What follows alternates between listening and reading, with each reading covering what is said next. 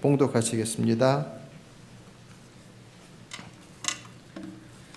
오늘 성경 본문은 마태복음 12장 43절부터 45절까지입니다. 더러운 귀신이 사람에게서 나갔을 때에 물 없는 곳으로 다니며 쉬기를 구하되 쉴 곳을 얻지 못하고 이에 이르되 내가 나온 내 집으로 돌아가리라 하고 와 보니 그 집이 비고 청소되고 수리되었거늘 이에 가서 저보다 더 악한 귀신 7을 데리고 들어가서 거하니 그 사람의 나중 형편이 전보다 더욱 심하게 되느니라. 이 악한 세대가 또한 이렇게 되리라. 이는 하나님의 말씀입니다. 하나님 감사합니다. 네, 자리에 앉으시겠습니다. 오늘 예배를 위해서 에클레시아 찬양대 특별 찬양 읽겠습니다.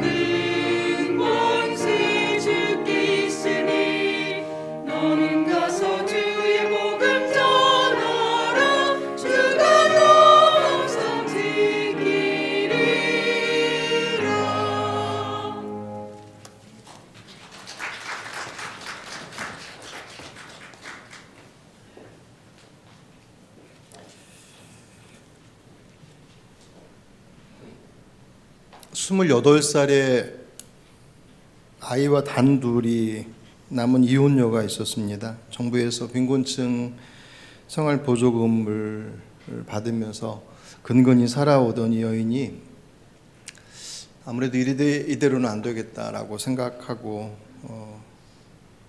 결혼하기 전 어렸을 때부터 꿈이었던 글을 쓰기로 작정을 합니다. 작가가 되기로 마음을 먹고 이제 유모차에 아이를 태워서 동네 카페에 가서 글을 쓰기 시작을 합니다. 이제 꿈은 가상하고 기대하는 마음도 컸지만 현실은 사실 녹록지 않은 거예요. 원고에 이제 소설을 다 써서 이제 갖다 줘야 하는데 복사할 돈이 없어서 원고지에 그걸 다 다시 타이핑을 해서 가야 하는 그 일들을 계속 반복해야 했습니다. 그것이 이제 그 여인의 현실이었어요. 근데 그 여인이 나중에 해리포터라고 하는 그 유명한 조앤 롤링이 됩니다. 약 10년에 걸쳐서 7권이 출간되는데 전 세계 67개국의 언어로 번역이 돼서 출간이 됐다고 그래요. 뭐 수익이야 뭐 몇 조를 얘기할 정도로 어마어마한 그런 수익을 냈습니다. 그 여인이 이제 하버드대 졸업식에서 축사를 하는데 축사의 내용 중에 이런 내용이 있었습니다. 실패는 삶에서 불필요한 것들을 제거해 줍니다. 나는 내게 가장 중요한 작업을 마치는 데에 온 힘을 쏟아부었습니다. 스스로를 기만하는 일을 그만두고 정말 중요한 일을 시작하십시오. 이 조앤 롤링에게 있어서 그 젊은 날에 아이를 하나 둔 이혼녀가 된다라고 하는 것은 인생의 큰 오점이라고 생각했죠. 그리고 그것은 현실이었고 원고지를 복사할 돈이 없어서 그것을 다시금 타이핑을 쳐야 할 정도의 가난의 현실 앞에 있었지만 이 여인이 그 현실의 무게에 짓눌려서 포기하지 않고 그 상황 속에서 내가 정말 무엇을 해야 할지에 대한 것들을 사실 생존을 앞에 두고서 선택하고 구별한 그런 과정들을 거쳐냅니다. 저는 이제 그 구절이 마음에 많이 들어오더라고요. 스스로를 기만하는 일을 그만두고, 기만한다는 건 속인다는 거거든요.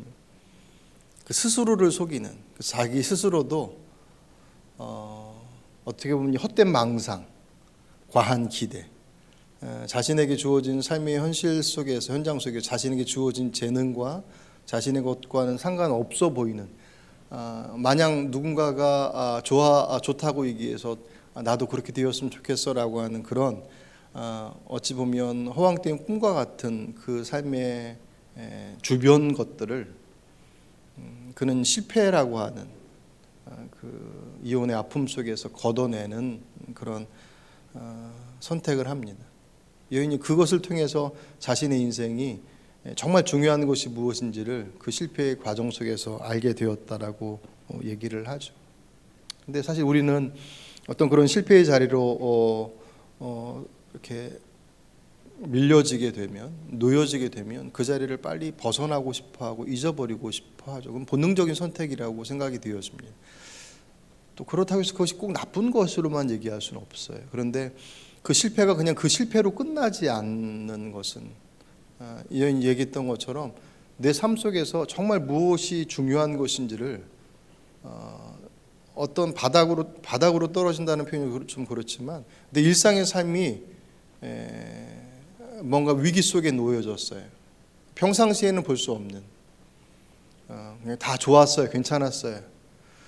그런데 그 일상의 삶이 무언가로부터 충격을 받고 틀어지기 시작한 그 순간, 그리고 그 틀어짐이 어느 시간이 지나면 회복될 것이다라는 기대를 가지고 있었는데 회복되지 않는 그 시간의 연장선들 속에서 고뇌하지 않을 수 없죠. 어떻게 해야 될까? 그 어떻게 해야 될까라고 하는 그 물음 속에서 내 삶의 곁가지들을 채워낼 수 있는, 걷어낼 수 있는 기회가 되더라는 거죠. 그 기회를 삼지 않는다면 결국 실패는 또 다른 실패를 낳을 수밖에 없고, 내 안에 똑같은 문제가 반복되어진다라고 한다면 아마도 그 과정들을 밟고 있기 때문이 아닐까라는 생각이 듭니다. 오늘 본문에 예수님께서 한 사람을 소개하시는데 비유로 설명하셔요. 실제적으로 어떤 인물에 대한 것들을 주님께서 그냥 간략하게 설명하신 것인지 아니면 그냥 이해를 돕기 위한 설명으로 주신 것인지는 모르지만 예수님께서 주로 말씀하실 때는 뭐 그냥 지어서 낸 이야기를 하시는 경우도 별로 없거든요. 그냥 가까이 있는 것들, 눈에 보이는 저 하늘의 새를 봐라, 저 들판의 꽃을 봐라, 그렇게 말씀하시는 주님의 그동안의 말씀의 형태를 봐서는 이름을 밝히고 있지 않지만, 그리고 구체적인 속사정을 얘기하고 있지 않지만 어떤 한 귀신 들린 사람의 이야기를 소개를 하셔요. 근데 안타깝게도 이 사람은 거듭된 실패로 그 삶이 비극적인 상황으로 내몰려집니다. 오늘 45절의 끝부분에 그 사람의 나중 형편이 전보다 더욱 심하게 되었느니라.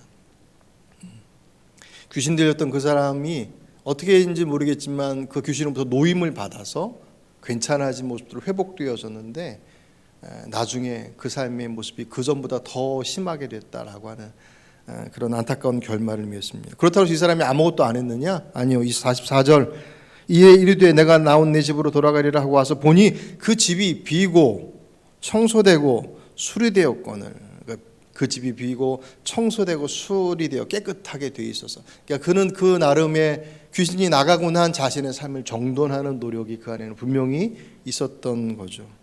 그리고 그것이 힘을 갖고 있어서 그 나왔던 귀신이 다시 여기 내 집이야 라고 생각했던 그 사람의 삶 속으로 들어가지 못했어요. 왜요? 수리되고 청소된 것 때문에. 그래서 어떻게 해요? 자기보다 더 악한 7 귀신을 데리고 들어와서 치고 들어갔다. 그래서 그 삶이 더 어려워졌다라고 그 비극적 결말을 소개를 하고 있습니다. 성경에서 많은 인물들 중에 실패의 아이콘 중에 대표적인 사람이 이스라엘의 초대 왕이었던 사울이에요. 한번 들어보셨죠?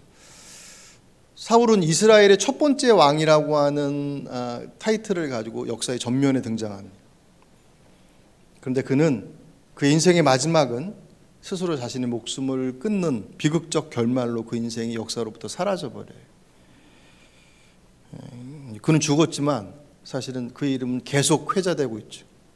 방금 제가 여기서 한 번 더 그는 실패의 아이콘이다라고 얘기한 것으로 한 번 더 그 이름이 등장하는 것처럼.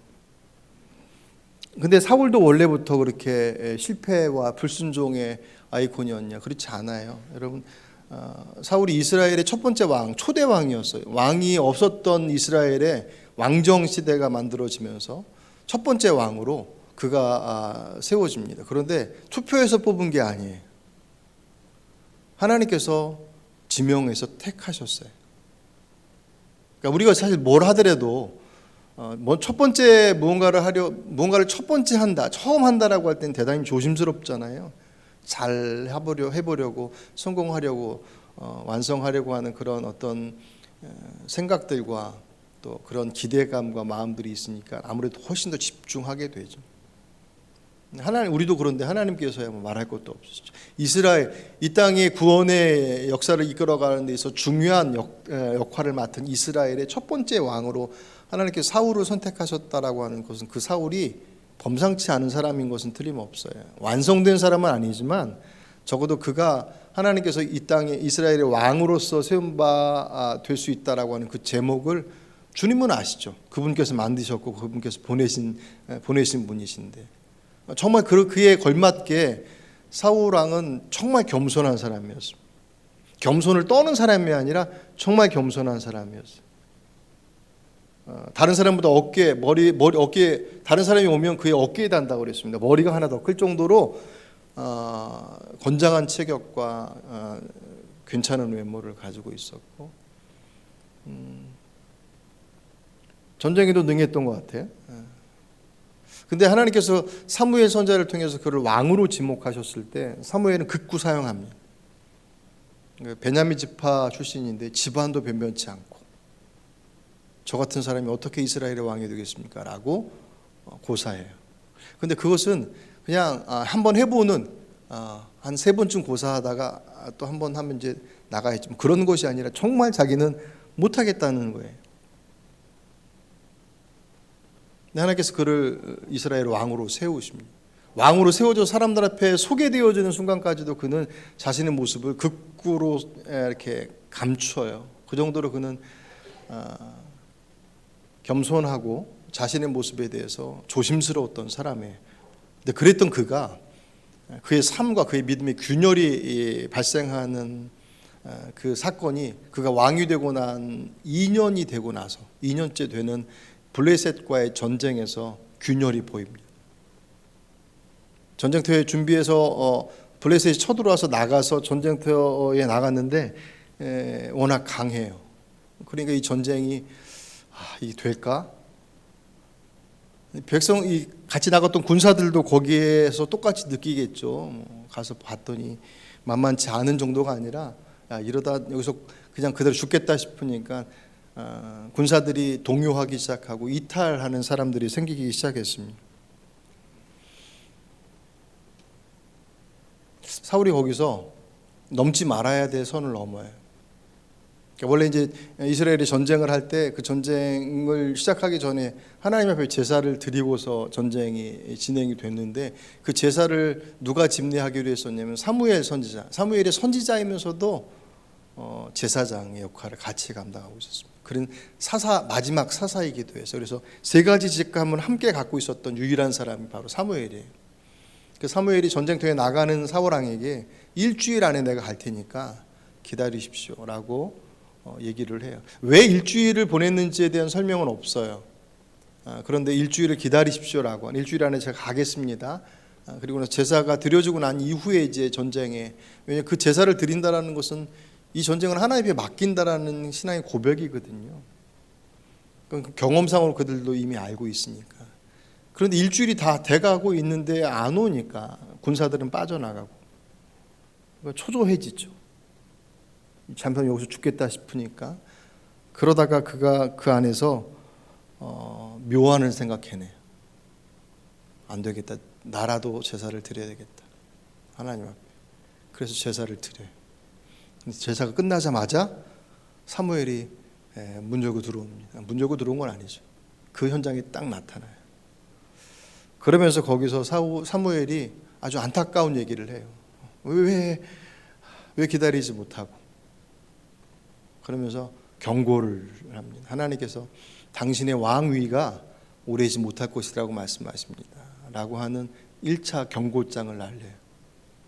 이제 왕이 된 지 2년이 됐는데 그에게 당신의 왕위가 오래지 않을 수 있습니다. 그래서 당장 실각하고 그런 의미는 아니었을 거예요. 왕위가 오래지 않을 것입니다라고 하는 그 말씀을 던졌을 때 사울이 그 메시지의 의미가 무엇인지를 사실은 알았어야 됐어요. 근데 성경을 보시면 그 장면이 사무엘상 13장에 나와 있거든요. 그 전쟁이 그렇게 해서 질까봐 두려워서 사무엘이 오기 전에 제사를 드렸던 그 전쟁을 우여곡절 끝에 승리를 거두어요. 그리고 나서 뒤에 나오는 14장에 이어서 나오는 전쟁들에 사울이 계속 승리를 거둡니다. 그래서 그랬는지 사울이 사무엘 선지자를 통해서 받았던 경고를 그냥 묻고 가버려요. 묻고 갔다는 의미는 거기에 대해서 자각하고 각성해서 그러면 안 되겠구나 라고 하는, 왜 하나님께서 이 문제를 내 왕위에 대한 것들을 더 이상 오랫동안 하지 않을 것이라고까지 경고하셨는지에 대한 이유를 알았어야 하는데 알지 못하고 묻고 지나갔던 것은 그 다음 15장에 등장하는 아말렉과의 전쟁에서 그대로 드러나요. 여러분 그 아말렉과의 전쟁은 그냥 상세한 얘기는 모르시더라도 하나님께서 진멸하라고 말씀하셨던, 전멸시키라고 하는 그런 끔찍한 명령을 내리셨던 전쟁 중에 하나예요. 그 사랑이 많으신 하나님께서 짐승이고 아이고 전쟁터에 나와 있는 모든 이들은 다 전멸시켜야 된다라고 명령하셨다라고 하는 그것 때문에 사실은 많은 사람들이 하나님에 대해서 오해하기도 해요. 이제 성경에 그런 장면들을 보실 때 하나님의 성품과 어울리지 않는 현장에 설 때는 이제 둘 중에 하나죠. 하나님 편에 서든 아니면 그쪽 편에 서든.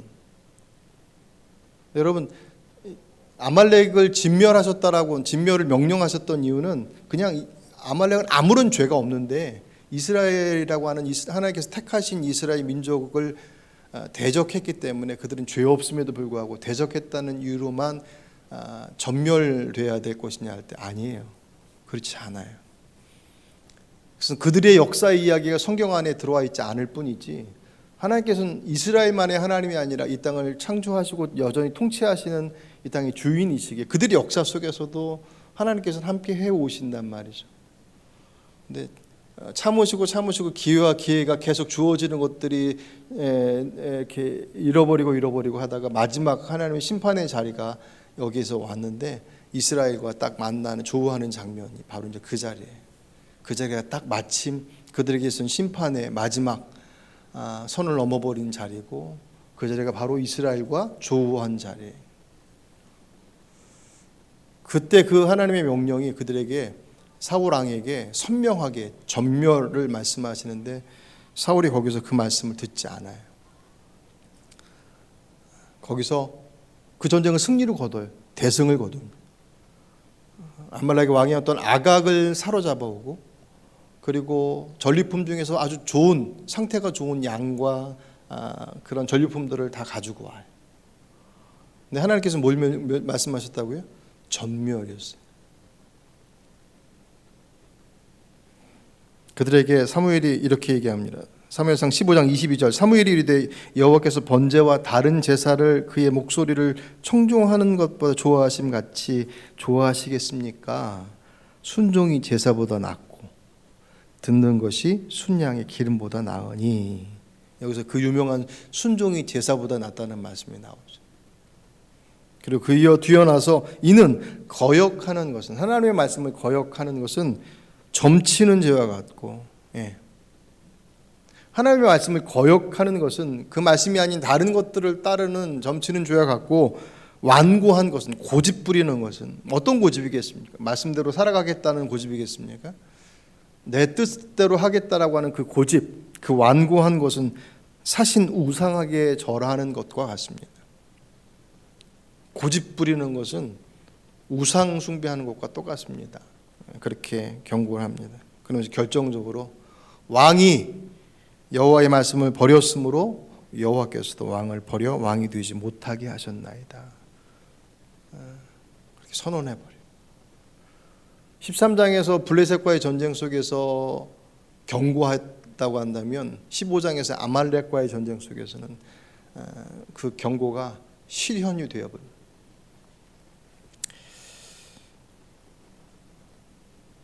사울왕은 블레셋과의 전투를 하면서 하나님의 경고를 받았을 때 왜 자신이 그 경고를 받았는지 사실 알았어야 했어요. 이 문제는 월권의 문제가 아닌, 제사장이 해야 될 것을 왜 네가 침범했어 라고 하는 월권의 문제가 아니라 그건 하나님의 말씀에 대한 도전이었다라는 거죠. 그러니까 사실 패턴이 똑같은 거예요. 방금 말씀드렸던 것처럼 순종이 제사보다 낫습니다 라고 말씀하셨던 그 이야기가 아말렉 이전에 아까 처음에 말씀드렸던 블레셋과의 전투에서 그가 기다려야 했었어요.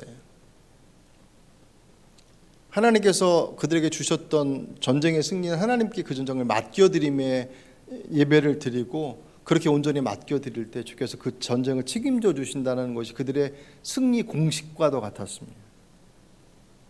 전쟁 준비를 잘 하기도 해야 되겠지만 전쟁의 주권은 너희들이 잘 준비했기 때문이 아니라 그 전쟁의 주도권이 하나님 앞에 있음에 대한 것들을 인정할 때 그 상황이 어떻게 흘러가든지 그 상황에 휘둘리지 말고 적진이 코앞까지 와서 금방이라도 낚아챌 것처럼 보여지는 상황 속에 두렵겠지만 왜 두렵지 않겠습니까? 두렵죠. 두렵겠지만 그 말씀을 기다려서 붙잡고 있어라. 순종이 제사보다 낫다. 그런데 사울은 그 기다림이라는 순종이 아닌 제사라고 하는 도구를 선택해 버렸어요. 그러니까 사실 제사가 예배가 하나님을 인정하고 하나님 앞에 맡깁니다라는 고백이잖아요. 근데 그 고백이 아말렉과 블레셋과의 전투 속에서의 그 제사는 그 고백이 아니라 그냥 그 도구에 불과해서 제사를 드리면 이기니까 사무엘이 안 오는 이 위급한 상황 속에서 나라도 드려서 제사를 드리면 이기겠지. 그가 의지한 건 하나님이 아니라 제사라는 행위인 거예요. 그러면 될 거라고 생각했었던 그의 생각이었었고 그의 기준이었습니다. 마치 딱 그것과 같아요. 그 엘리 제사장의 두 아들이었던 홈리와 비나스가 블레셋과 전쟁하러 나갔다가 1차 전쟁에서 패해서 돌아와요. 그러고 나서 왜 졌을까 고민하다 그들이 어떤 결론을 냈냐면 우리가 언약궤를 안 가지고 나가서 졌다. 우리 조상들의 역사를 보면 늘 전쟁터에는 하나님의 언약궤를 모시고 가는, 언약궤는 하나님의 인재의 상징이니까 하나님께서 함께 하셔서 진 전쟁이 없으니까 언약궤를 안 가져가신 거다라고 결론을 내려요. 그리고 그들이 언약궤를 들고 나갑니다. 앞에다 딱 전진 배치하고 뒤에 쫙 나가는데 그 전쟁은 대패를 해버려요. 전쟁이 진 것뿐만 아니라 혼미와 비나스는 전사하죠. 하나님의 언약궤는 그들에게 빼앗겨 버립니다. 그들이 믿은 건 하나님이 아니라 언약궤라는 상자를 믿은 거예요. 그거 들고 나가면 이길 수 있어. 그들의 지난날의 경험이겠죠. 역사 속에서 고정되고 확증되어졌던 그들의 고백이기도 할 거예요. 하지만 그 고백은 그 상자를 믿는 것이 아니라 그 상자와 함께 하시는 하나님을 신뢰했던 것입니다. 제가 이 말씀 이렇게 보면서 요새는 안 그렇지만 예전에 드라큘라 나오는 영화 같은 거 보면 드라큘라가 나오면 사람들이 뭘 이렇게 내밀면 도망가죠? 마늘이요? 십자가를 들밀고 나가잖아요. 근데 어느 순간부터 십자가를 들밀어도 드라큘라가 안 도망가요. 십자가가 효력을 발생할 때도 있고 발생하지 않을 때도 있어요. 그러면 거기서 영화를 제작한 사람의 그 의도가 있겠지만 딱 그거예요. 십자가 자체가 가지고 있는 능력, 십자가라고 하는 이 십자가를 보이면 귀신이 화들짝 놀라서 도망가느냐? 안 그렇더란 말이에요. 그 십자가가 무슨 의미를 가지고 있는지를 아는 이가 그 십자가를 의지하여서 만약에 성호를 걷던 십자가를 표현하던 막대기를 붙잡고 나가던 그렇게 할 때 그 십자가가 능력을 발휘하는 것이지 십자가라고 하는 그 모양과 그 형태가 능력을 가지고 있는 것이 아니더라는 거죠. 근데 의외로 마치 그런 행위가 있으면 그 안에 그런 것을 가지고 있는 것처럼 착각합니다. 오늘 본문에 귀신 들렸던 이 사람이 어떻게 하다가 그런 지경이 됐는지 몰라요. 전후 사정이 전혀 없어요. 근데 귀신으로부터 노임 받았단 말이에요. 여러분 귀신 들렸다라고 하는 것이, 여러분 귀신 들린 사람 보신 적 있으십니까? 옛날엔 많았어요. 옛날엔 막 신발 벗고 돌아다니면서 귀신 들린 사람의 특징, 신발 벗고 맨발로 뛰쳐다닌다. 힘이 대단히 세다. 눈빛이 아주 시대가 바뀌어지니까 사단의 역사도 사실은 시대의 문화와 여러 가지 상황에 따라서 막 바뀌어져요. 근데 여전히 지금도 귀신의 역사는 있죠. 그 사람이 그 시대에 귀신에 잡혔던 인생이 얼마나 어려웠겠어요. 자신의 삶을 살아가지 못하고 다른 존재가 들어온 거예요. 정신병하고는 다른 거예요. 정신분열 증세, 또 하나 다른 인격이 들어가 있다. 그런 다중인격하고 다른 것들입니다. 다른 존재가 들어와서 그를 사로잡아 버리는 거예요. 하고 싶지 않은, 하기 싫은, 할 수 없는 것들을 그 존재에 의해서 그냥 움직여 살았던 삶이 온전할 수 없잖아요. 다른 것도 아니고 귀신이 들어왔습니다. 그랬다가 그가 귀신으로부터 노임받았습니다. 그러니 그 삶을 이제 정상으로 이루고 싶은 그의 마음이 얼마나 컸겠습니까? 그건 당연하죠, 그거야. 꼭 굳이 경험하지 않더라도 알 수 있을 거예요. 그래서 그가 어떻게 했다고요? 자신의 삶 속에서 그의 삶을 위해서 나름 조치를 했다고 그랬습니다. 깨끗하게 청소하고 정돈했습니다. 주변 정리도 하고 여러 가지 것들을 정리를 했겠죠. 그런데 아까도 말씀드렸던 것처럼 그 귀신이 물 없는 곳이라고 되어 있는 곳은 성경에 물이라고 하는 것은 성령과 함께 자주 표현되어요. 그러니까 아마도 하나님께서 역사하시는 곳을 피해서 다니다가 그래도 옛날이 낫다. 그리고 그 옛사람으로 왔어요. 그 사람을 자기 집이라고 생각했어요. 그 사람이 어떤 상태였는지 모르겠지만 귀신이 이 집은 내 집이야 라고 생각할 정도로 그의 마음과 정신과 육체적 상태는 그렇게 딱 맞춰져 있었어요.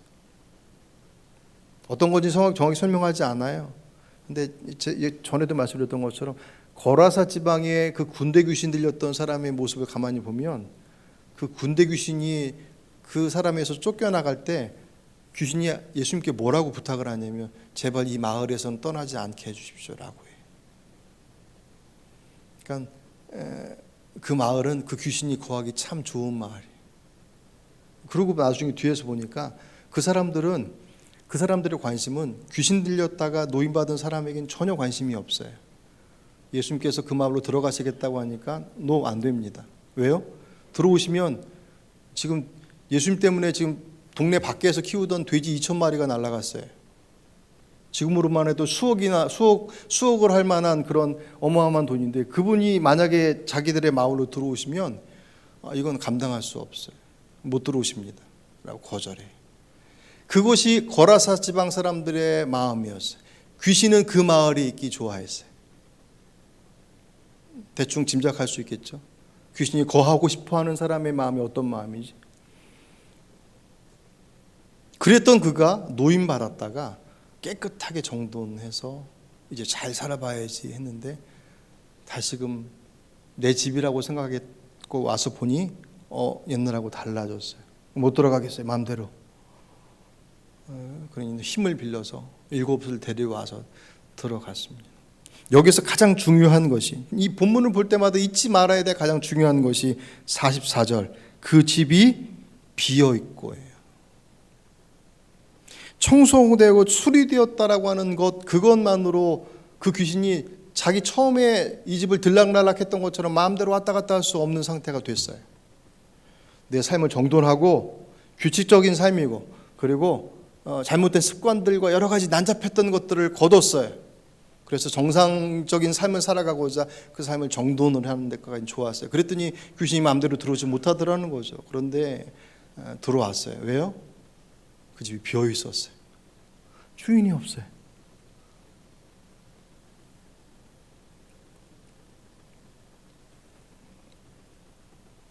사울 왕이 블레셋과의 전투에서 패배하고 그 전투에서 조바심 끝에 제사를 먼저 드리는 것은 아까 말씀드렸던 것처럼 월권의 문제가 아니에요. 그것을 넘어서서 주의 말씀 앞에 자신의 상황적 선택, 이렇게 해야지 살 수 있어 라고 하는 자신의 선택의 기준이 하나님의 말씀의 기준보다 앞서게 됐어요. 그는 더 이상 그의 인생의 주인이 하나님이 아닌 자신임을 사무엘상 13장에서는 약간 비추었지만 사무엘상 15장에서는 선명하게 비춰요. 그래서 전멸해라 라고 말씀하시는 그 말씀 앞에 그가 아까워서 못 죽여요. 왜? 이 좋은 것들을 왜 죽여요? 들키고 나니까 나중에 뭐라고 해요? 제사 드리려고 했어요. 하나님께 제사 드리려고 했습니다. 그 속이 뻔히 들여다 보이는 거짓말을 하고 백성들 때문에 그랬습니다라고 하는 책임 회피까지 해요. 그리고 나서 사울과 사무엘이 만나기 그렇게 막 만나서 얘기하기 바로 전에 사무엘이 사울을 찾아왔을 때 사울이 어디 갔습니다라고 얘기하는 장면이 사무엘상 15장 12절에 나오는데 사무엘이 사울을 만나려고 아침에 일찍 일어났더니 어떤 사람이 사무엘에게 말하여 이르되 사울이 갈멜에 이르러 자기를 위하여 기념비를 세우고 발길을 돌려 길갈로 내려갔습니다. 사무엘이 사울을 만나러 갔더니 사무엘 여기 없어요.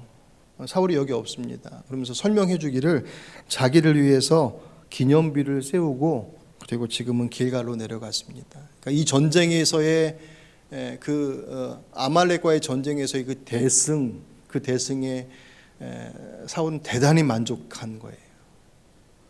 주님을 위해서 세운 것도 아니고 자기를 위해서 세웠어요. 이미 사울은 그 강을 건너버렸습니다. 그는 더 이상 전멸이라고 말씀하신 주의 말씀을 받아들일 용의가 없어요. 왜? 그 아까운 걸 왜? 주님 앞에 적정한 수준에서 제사를 드리고 그리고 잡아온 아각왕, 그 아각왕의 모습을 통해서 나의 명성도 드러내고 여러 가지 그 복잡한 것들을 함께 이루고 싶어하는 그의 욕망이 주의 말씀을 앞서 버렸습니다. 그는 더 이상 하나님께서 그의 삶의 주가 되지 못한 인생을 살기 시작을 했어요. 2023년을 시작하면서 여러분들 안에 새로운 어떤 결단하고 올해는 좀 이렇게 해야지라고 그렇게 다짐한 것들이 있으십니까? 얼굴 좀 보여주시죠. 제가 지금 안경을 사무실에서 쓰는 안경을 끄고 나서 얼굴이 안 보여요. 표정도 안 보이고.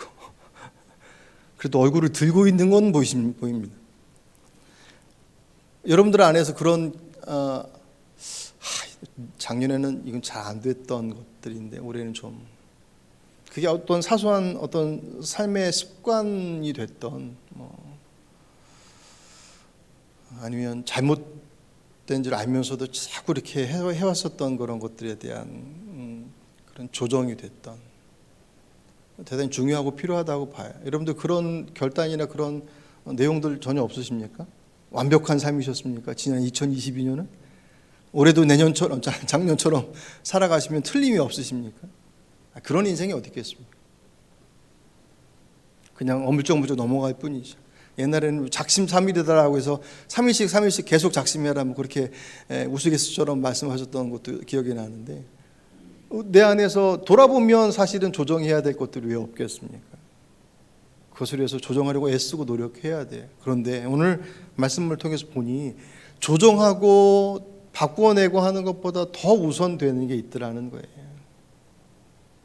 진짜 나를 움직이는 게 누군가를 확인해야 합니다. 여러분을 움직이는 건 누굽니까? 그 중에는 하나님도 계시겠죠. 그리고 여기 와 계시겠죠. 그죠? 이 좋은 날 밖에는 못 나가더라도 집에서 편히 쉴 수 있는 시간에 오셔서 짧은 시간도 아닌 시간들을 분명 하나님께서 여러분들의 선택의 한 기준이고 한 내용인 것은 분명합니다. 근데 하나님만 계시냐 할 때 아니죠.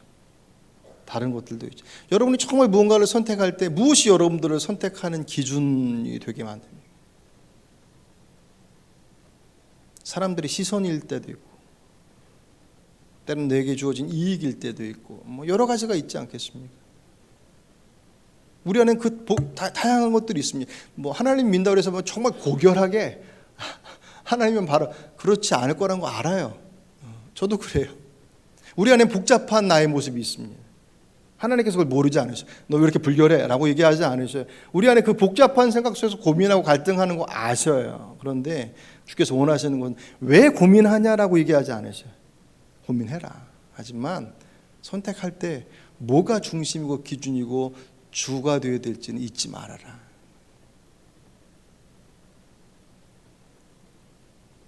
그래서 내가 정말 나를 움직이는 것을 알 수 있으려면 정말 중요한 순간에 내가 뭘 따르고 있는지를 보면 알아요. 정말 중요한 순간에 사울이 정말 중요한 순간에 자신의 뜻을 따랐던 것, 자신의 생각을 따랐던 것, 그는 자기가 그 인생에 그냥 그 이전에 그렇게 겸손했었고 주님 앞에 사람들 앞에 자신의 모습들을 극히 낮췄던 그 사울은 온데간데 없어졌고 2년 만에 그의 모습은 돌변해 버렸습니다. 2023년 오늘 이 말씀이 귀신 들림이라고 하는 신박한 주제이기 때문에 나와 상관없어 보이십니까? 굳이 귀신 들림이라고 하는 것까지 갈 것도 없어요. 우리는 우리 인생에서 뭔가 사로잡히면 정신없이 그 일을 하곤 합니다. 좋은 의미 속에서 하기도 해요. 그죠? 내가 어떤 것들을 정말 좋아해서 여러분들이 좋아하는 것 중에서 어떤 것들은 잠을 줄여가면서 하는 것들도 있으시죠. 그죠?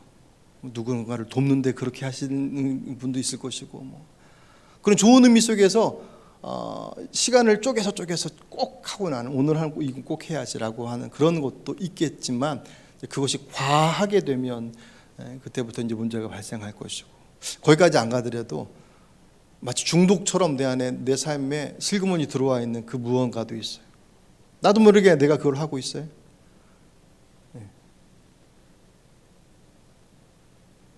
스마트폰을 붙잡고 막 뭔가를 막 열심히 사대고 있어요.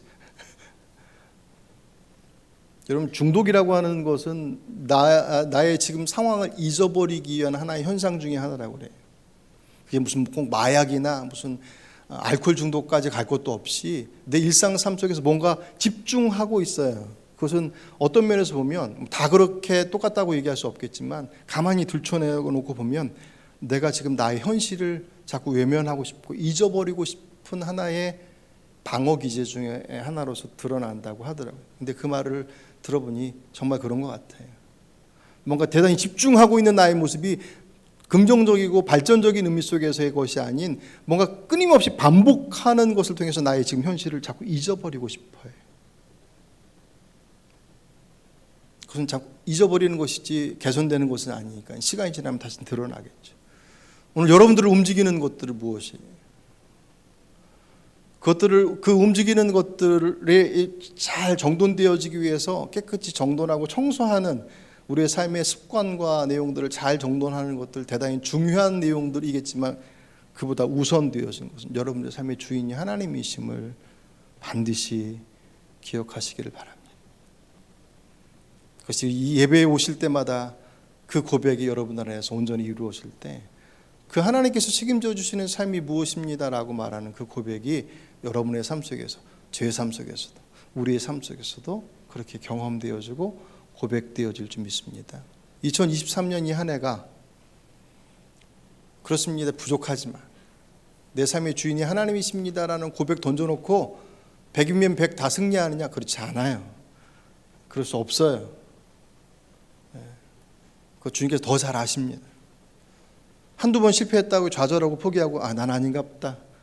난 절로 가야 되나 보다. 그러지 마십시오.